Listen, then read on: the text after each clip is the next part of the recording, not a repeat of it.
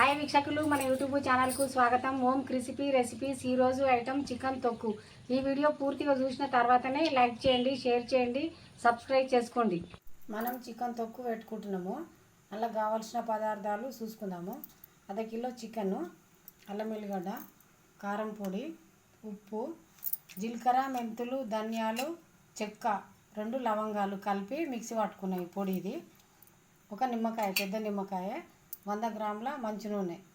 ఈ తొక్కు పెట్టుకునే విధానం ఇంట్లో ఏమేమి వేసుకోవాలో, ఎంత వేసుకోవాలో చూపిస్తాను నేను.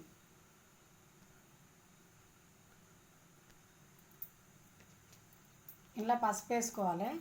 ఒక చెంచా పసుపు వేసుకొని సగం చెంచా ఉప్పు వేసుకోవాలి.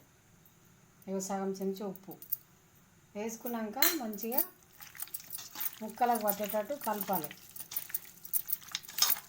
ఒక్క బొక్క కూడా ఉండదు దీనిలో. బొక్క లేకుండా మంచిగా బోన్లెస్ చికెన్ కొట్టించుకోవాలి. ఇట్లా కలుపుకోవాలి. మంచిగా కలుపుకున్నాక ఒక 10 నిమిషాలు పక్కకు పెట్టుకోవాలి. అంతే. పక్కకు పెట్టుకున్నాక చూపిస్తా. ఇప్పుడు 10 నిమిషాలు అయిపోయింది కదా. ఇప్పుడు దీన్ని డీప్ ఫ్రై చేసుకున్నాము. నూనెలా మంచిగా డీప్ ఫ్రై చేసుకున్నాం.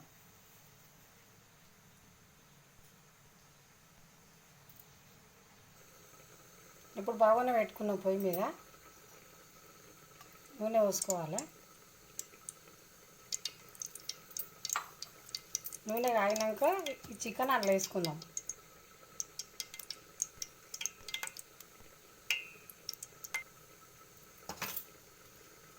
నూనె కాగింది మంచిగా.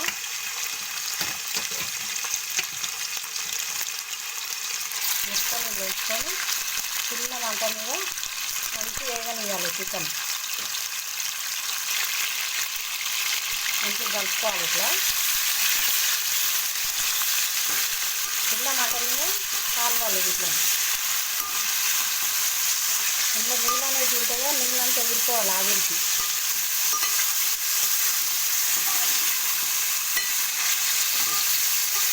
నీళ్ళు ఎర్రగా వేయడానికి చూసుకోవాలి చిన్న మంట మీద.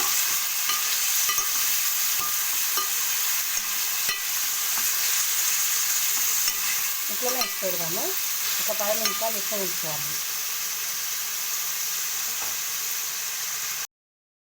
ఇట్లా ఎర్రగా అయిపోయినాయి కదా.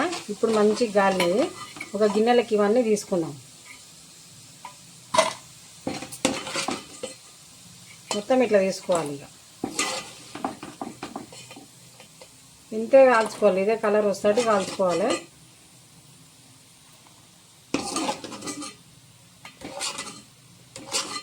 మొత్తం తీసేసుకున్నాం కదా.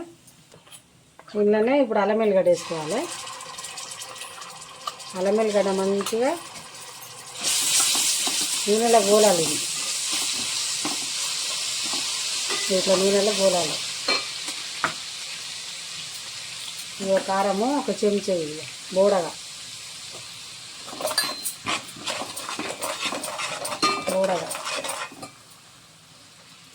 ఇక జీలకర్ర, మెంతులు, ధనియాలు, సాజీరా ఇవన్నీ వేసుకున్నాం.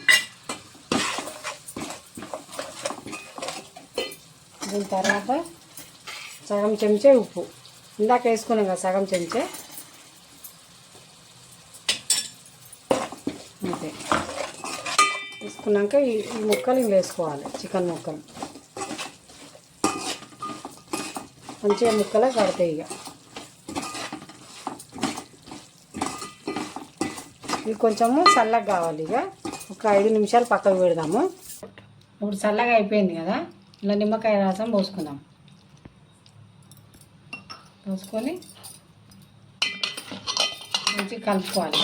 కలిపి ఒక గిన్నెలకు ఎత్తుకుందాం.